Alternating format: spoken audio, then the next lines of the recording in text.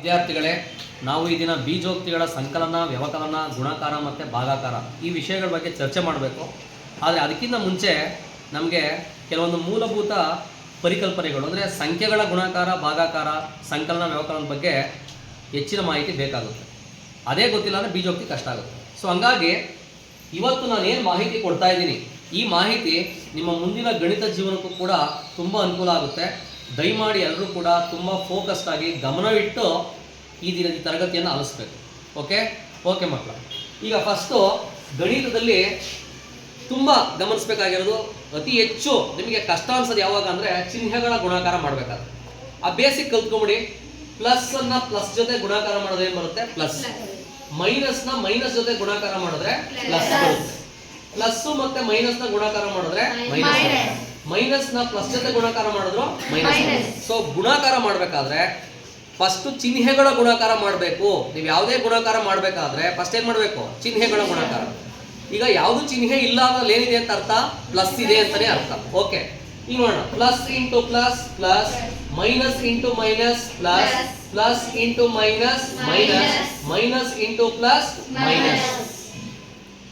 ಅದಕ್ಕೆ ಸಂಬಂಧಪಟ್ಟಂತೆ ಒಂದೆರಡು ಎಕ್ಸಾಂಪಲ್ ಇಲ್ಲಿ ಕೊಟ್ಟಿದ್ದೀನಿ, ಇಲ್ಲಿ ಗಮನಿಸಿ. ಪ್ಲಸ್ 2 ಇಂಟು ಪ್ಲಸ್ 3 ಅಲ್ವಾ? ಅಂದ್ರೆ ಎರಡೂ ಕೂಡ ಧನ ಸಂಖ್ಯೆಗಳೇ ಇದೆ ಅಲ್ವಾ? ಪ್ಲಸ್ 2 ಒಂದು ಧನ ಸಂಖ್ಯೆ, ಪ್ಲಸ್ 3 ಒಂದು ಧನ ಸಂಖ್ಯೆ. ಎರಡು ಧನ ಸಂಖ್ಯೆಗಳನ್ನ ನಾನು ಗುಣಾಕಾರ ಮಾಡಬೇಕಾದ್ರೆ ಮೊದಲು ಸಂಖ್ಯೆಗಳ ಗುಣಾಕಾರ, ಫಸ್ಟ್ ಯಾವುದು? ಚಿಹ್ನೆಗಳ ಗುಣಾಕಾರ ಮಾಡಬೇಕು.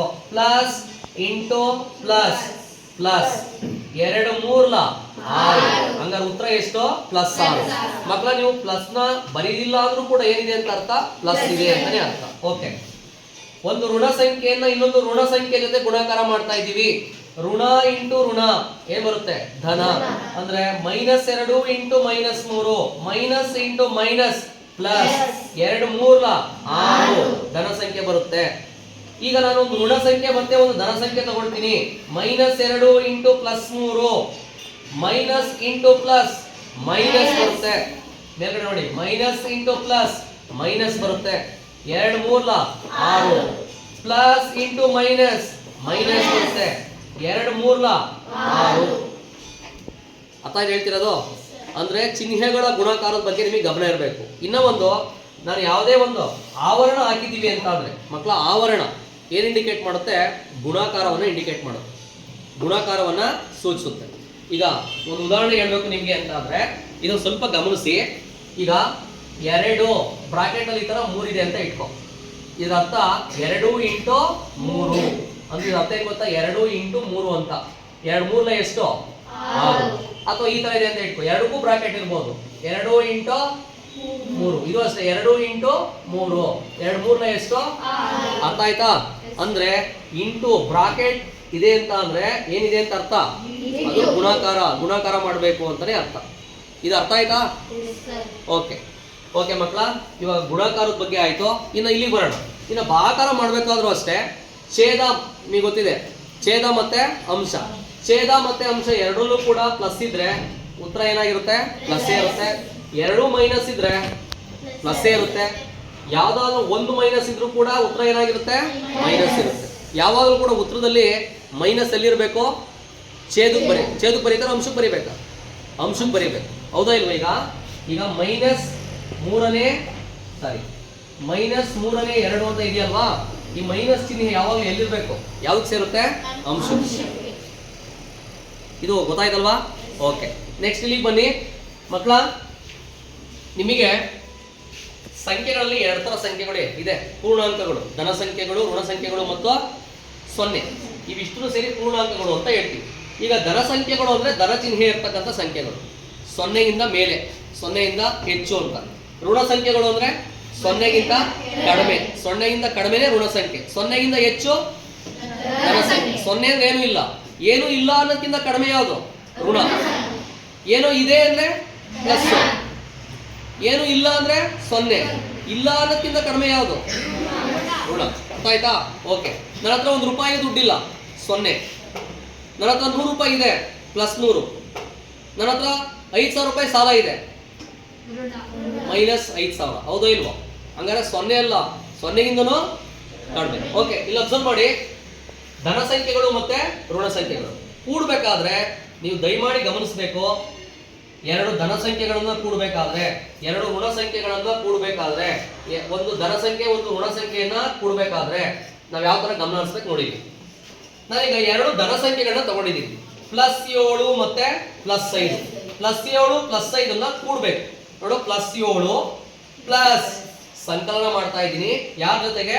+5 ಜೊತೆ. ಇವಾಗ +7 ಇಲ್ಲಿ ಯಾವುದೇ ಮೂಲ ಕ್ರಿಯೆ ಮಾಡೋ ಅವಶ್ಯಕತೆ ಇಲ್ಲ. +7 ಹಂಗೆ ಬರ್ಕೊಂಡಿದ್ದೀನಿ, ಬ್ರಾಕೆಟ್ ಓಪನ್ ಮಾಡಿ +7 ಬರ್ದೆ. ಆದ್ರೆ ಇಲ್ಲಿ ಪ್ಲಸ್ ಇಂಟು ಪ್ಲಸ್ ಬರ್ತಾ ಇದೆ. ಬ್ರಾಕೆಟ್ ಅಂದ್ರೆ ಇಂಟು ಅಂತ ಅವಾಗಲೇ ಹೇಳಿದೆ ನಾನು. ಪ್ಲಸ್ ಇಂಟು ಪ್ಲಸ್ ಏನ್ ಬರುತ್ತೆ? ಪ್ಲಸ್ 5 ಹಂಗೆ ಬರ್ಕೋ. ಚಿಹ್ನೆಗಳ ಗುಣಾಕಾರ ಆಯ್ತು. ಪ್ಲಸ್ ಇಂಟು ಪ್ಲಸ್ ಪ್ಲಸ್ 5 ಹಂಗೆ ಬರ್ಕೊಂಡೆ. ಇಲ್ಲಿ +7 ಇದೆ, +5 ಇದೆ. +7 +5 ಎರಡೂ ಧನ ಸಂಖ್ಯೆಗಳಿದ್ದಾಗ ಕೂಡು. ಏನ್ ಮಾಡ್ಬೇಕು? ಕೂಡಬೇಕು. 7 5 12. ದೊಡ್ಡ ನಂಬರ್ ಯಾವ್ದಿದೆ ಇಲ್ಲಿ? 7. ಚಿಹ್ನೆ ಪ್ಲಸ್. ಆ ತರ ಬೇಕಾ ನಿಮ್ಗೆ ನೆನ್ಪಿಟ್ಕೊಳಕ್ಕೆ ಒಂದು ಐಡಿಯಾ ಅಷ್ಟೇ. ಆಯ್ತಾ? ಕೂಡಿದಾಗ ಕಳೆದಾಗ ಉತ್ತರದಲ್ಲಿ ಯಾವ ಚಿಹ್ನೆ ಬರಿಬೇಕು ಅಂದ್ರೆ ನಿಮಗೆ ದೊಡ್ಡದು ಕಾಣುತ್ತಿರೋ ನಂಬರು ಅದರ ಚಿಹ್ನೆಯನ್ನ ಬರಿಬೇಕು. ಇನ್ನು 2 ಪ್ಲಸ್ ಇದ್ದಾಗ ಉತ್ತರದಲ್ಲಿ ಏನ್ ಬರುತ್ತೆ? ಪ್ಲಸ್ ಬರುತ್ತೆ. ಓಕೆನಾ? ಓಕೆ. ನೆಕ್ಸ್ಟ್ ಎರಡು ಋಣ ಸಂಖ್ಯೆಗಳನ್ನ ಕೂಡ್ತಾ ಇದ್ದೀವಿ. -3 ಒಂದು ಋಣ ಸಂಖ್ಯೆ, -10 ಒಂದು ಋಣ ಸಂಖ್ಯೆ. ಎರಡು ಋಣ ಸಂಖ್ಯೆಗಳನ್ನ ಕೂಡ್ತಾ ಇದ್ದೀನಿ. ಇಸ್ ಈಕ್ವಲ್ ಟು -3 ಹಂಗೆ ಬರ್ಕೋ, ಪ್ಲಸ್ ಇಂಟು ಮೈನಸ್ ಮೈನಸ್ ಚಿಹ್ನೆಗಳ ಗುಣಾಕಾರ ಮಾಡಿದೆ 10 ನಂಗೆ ಬರ್ಕೊಂಡೆ. ಮಕ್ಕಳ ಇವಾಗ -3 -10 ಎರಡು ಪ್ಲಸ್ ಇದ್ದಾಗಲೂ ಕೂಡ್ಬೇಕು, ಎರಡು ಮೈನಸ್ ಇದ್ದಾಗಲೂ ಏನ್ ಮಾಡು? ಕೂಡು. 10 3 13. ಚಿಹ್ನೆ ಏನ್ ಬರೀತೀಯ? ಮೈನಸ್. ಎರಡು ಮೈನಸ್ ಇರೋದ್ರಿಂದ ಉತ್ತರದಲ್ಲಿ ಮೈನಸ್ಸೇ ಬರಿ. ಎರಡು ಋಣ ಸಂಖ್ಯೆಗಳನ್ನ ಕೂಡಿದಾಗ ಉತ್ತರ ಮೈನಸ್ಸೇ ಬರುತ್ತೆ. ಎರಡು ಧನ ಸಂಖ್ಯೆಗಳನ್ನ ಕೂಡಿದಾಗ ಉತ್ತರ ಪ್ಲಸ್ಸೇ ಬರುತ್ತೆ. ಇನ್ನೊಂದು ಹೇಳ್ತೀನಿ ಮಕ್ಕಳ, ಎರಡು ಧನ ಸಂಖ್ಯೆಗಳನ್ನ ಕೂಡಿದಾಗ ಉತ್ತರ ಪ್ಲಸ್ ಬರುತ್ತೆ, ಎರಡು ಋಣ ಸಂಖ್ಯೆಗಳನ್ನ ಕೂಡಿದಾಗ ಉತ್ತರ ಮೈನಸ್ ಬರುತ್ತೆ. ನೆಕ್ಸ್ಟ್ ಒಂದು ಧನ ಸಂಖ್ಯೆ ಒಂದು ಋಣ ಸಂಖ್ಯೆಯನ್ನ ಕೂಡೋಣ. +9 ಪ್ಲಸ್ -5 ಧನ ಸಂಖ್ಯೆ ಋಣ ಸಂಖ್ಯೆ. +9 ನಂಗೆ ಬರ್ಕೋ, ಪ್ಲಸ್ ಇಂಟು ಮೈನಸ್ ಮೈನಸ್ 5 ಬರ್ಕೋ. ಈಗ ಒಂದು ಧನ ಸಂಖ್ಯೆ ಇದೆ, ಒಂದು ಋಣ ಸಂಖ್ಯೆ ಇದೆ ಅಂದ್ರೆ ಕಳಿಬೇಕು. 9ರಲ್ಲಿ 5 ಹೋದ್ರೆ 4. ದೊಡ್ಡದ್ರ ಚಿಹ್ನೆ ಯಾವ್ದಿದ್ಯಪ್ಪ? ಪ್ಲಸ್. ಅದನ್ನ ಬರಿ. ಕೂಡ್ಬೇಕಾದ್ರೆ ಅಥವಾ ಕಳಿಬೇಕಾದ್ರೆ ದೊಡ್ಡದ್ರ ಚಿಹ್ನೆ ಒಂದು ಪ್ಲಸ್ ಒಂದು ಮೈನಸ್ ಇದ್ದಾಗ ಉತ್ತರದಲ್ಲಿ ಏನ್ ಬರಿಬೇಕು ಸರ್? ಪ್ಲಸ್ ಬರಿಲೋ ಮೈನಸ್ ಬರಿಲೋ ಸರ್ ಅಂದ್ರೆ ಏನು ನಿಮ್ಮ ಇದು? ದೊಡ್ಡ ನಂಬರ್. ಎರಡರಲ್ಲಿ 5 ಮತ್ತೆ 9 ದೊಡ್ಡದ ಯಾವುದು? 9. ಅದ್ರ ಚಿಹ್ನೆ ಏನಿದೆ? ಪ್ಲಸ್. ಅದನ್ನ ಬರಿ. ಇದು ಐಡಿಯಾ. ಓಕೆ. ನೆಕ್ಸ್ಟ್ ಇಲ್ಲಿ ಧನ ಸಂಖ್ಯೆ ದೊಡ್ಡದಿತ್ತು, ಋಣ ಸಂಖ್ಯೆ ಚಿಕ್ಕದಿದ್ದಾಗ ಉತ್ತರ ಪ್ಲಸ್ ಬರುತ್ತೆ. ಒಂದು ವೇಳೆ ಧನ ಸಂಖ್ಯೆ ಚಿಕ್ಕದಿದ್ದು ಋಣ ಸಂಖ್ಯೆ ದೊಡ್ಡದಿದ್ದು ಅಂದ್ರೆ ಅರ್ಥ ನಿಮಗೆ ಗೊತ್ತಿರಲಿ ಮಕ್ಕಳ, +5 ಮೈನಸ್ ಅನ್ನೋದಕ್ಕೆ ದೊಡ್ಡ ನಂಬರೇ. ನಾನು ನಿಮ್ಗೆ ಅರ್ಥ ಆಗ್ಲಿ ಅಂತ ಹೇಳ್ತಾ ಇರೋದು ಅಷ್ಟೇ, ಸರಿನಾ? Okay. +5 plus into minus minus ಏನ್ ಬರ್ತದೆ ಇಲ್ಲಿ? 11 ಅಲ್ವಾ? +5 -11. 11ರಲ್ಲಿ 5 ಹೋದ್ರೆ ಎಷ್ಟು? ದೊಡ್ಡ ನಂಬರ್ ಚಿಹ್ನೆ ಏನು? ಮೈನಸ್. ಅರ್ಥ ಆಯ್ತಾ ಮಕ್ಕಳ? ನಾನು ನಿಮ್ಗೆ ಹೇಳಿದಿವಾಗ ನಿಮಗೆ ಉತ್ತರ ಸುಲಭವಾಗಿ ಉತ್ತರ ಪಡೆಯೋ ಆನ್ಸರ್. ಆದ್ರೆ ನಿಮಗೆ ಗೊತ್ತಿಲ್ಲ, ಋಣ ಸಂಖ್ಯೆಗಳು ಯಾವಾಗಲೂ ಕೂಡ ಧನ ಸಂಖ್ಯೆಗಳಿಗಿಂತ ಏನಾಗಿರ್ತವೆ? ಚಿಕ್ಕವೇ. ಈಗ ನೀನು +5 -11ರಲ್ಲಿ ಚಿಕ್ಕದ ಯಾವುದು? -11. ಮೈನಸ್ ಬಂತು ಅಂದ್ರೆ ಅದ್ರ ಬೆಲೆ ಏನಾಗ್ಬಿಡುತ್ತೆ? ಕಡಿಮೆ ಆಗೋಗ್ಬಿಡುತ್ತೆ. ನಾವು ಅಷ್ಟೇ, ನಾವು ಯಾವಾಗಲೂ ಪಾಸಿಟಿವ್ ಆಗಿರ್ಬೇಕು. ನಾವೇನೋ ನೆಗೆಟಿವ್ ಆದ್ವಿ ಅಂದ್ರೆ ನಮ್ಮ ವ್ಯಾಲ್ಯೂ ಏನಾಗ್ಬಿಡುತ್ತೆ? ಕಡಿಮೆ ಆಗ್ಬಿಟ್ಟಿರುತ್ತೆ ಅಲ್ವಾ? ನಾವು ಯಾವಾಗಲೂ ಏನಾಗಿರ್ಬೇಕು? We should always be like positive. We should be positive always. We should not be negative. ನಾವೇನೋ ನೆಗೆಟಿವ್ ಆದ್ರೆ ನಮ್ಮ ವ್ಯಾಲ್ಯೂ ಏನಾಗ್ಬಿಡುತ್ತೆ? ಕಡಿಮೆ ಆಗ್ಬಿಡುತ್ತೆ. ಯಾವಾಗಲೂ ಕೂಡ ನಾವು ಧನಾತ್ಮಕವಾಗಿ ಯೋಚನೆ ಮಾಡಬೇಕು, ಒಳ್ಳೆ ಯೋಚನೆಗಳು ಮಾಡಬೇಕು, ಒಳ್ಳೆ ಚಿಂತನೆಗಳನ್ನ ಮಾಡಬೇಕು. ಅವಾಗಲೇ ನಾವೆಲ್ಲ ಒಳ್ಳೆ ಸಮಾಜವನ್ನ ಕಟ್ಟೋದಕ್ಕೆ ಸಾಧ್ಯ ಆಗೋದು ಅಲ್ವಾ ಮಕ್ಕಳ? ಓಕೆ. ಹಂಗಾದ್ರೆ ಇವಾಗ ನಾವು ಫೈನಲ್ ಕನ್ಕ್ಲೂಷನ್ ಕೊಡೋದಾದ್ರೆ ಎರಡು ಧನ ಸಂಖ್ಯೆಗಳನ್ನ ಕೂಡಿದಾಗ ಏನ್ ಬರುತ್ತೆ?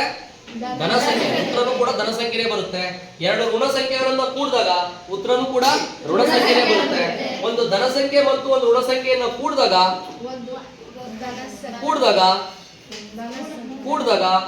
ಧನಾನು ಬರ್ಬೋದು, ಋಣಾನು ಬರ್ಬೋದು.